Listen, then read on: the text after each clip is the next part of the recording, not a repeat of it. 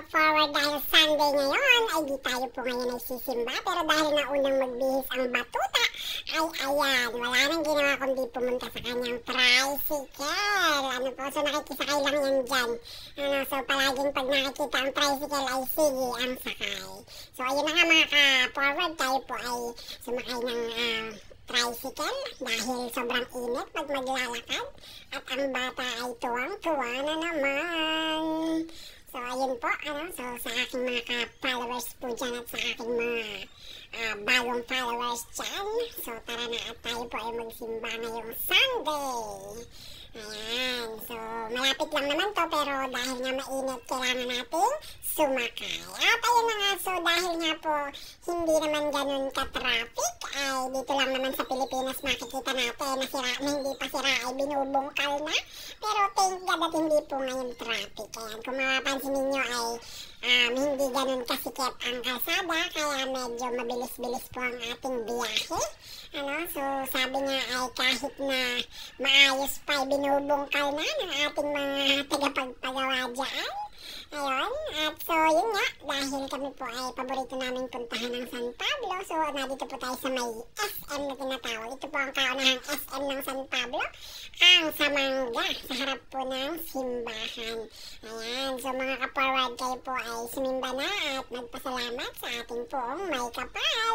Ayan, so dahil nga po Sunday ngayon, di kailangan nating magbigay pugay at magpasalamat sa ating Panginoon. Ayan, so ito po ang San Pablo Church.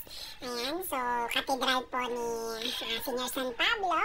Ayan, the first hermit po natin. Ayan, so kami po ay palaging dito sumisimba ng aking pamilya.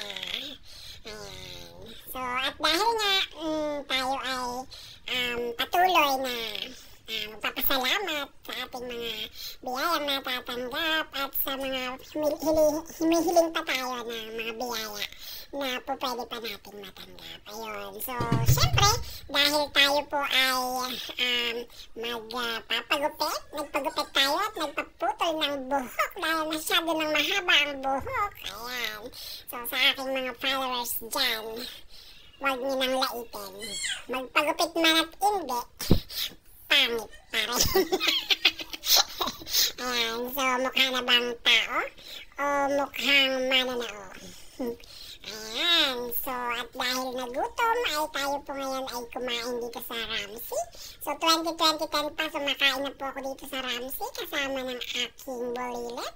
Ayan, so sa mga gusto pong kumain dito ay talaga namang napakasarap. Nagsimula lang ito sa 55 pesos dati pag kumakain kami dito. Ngayon, Diyos ko, 110 na ang isang meal nila.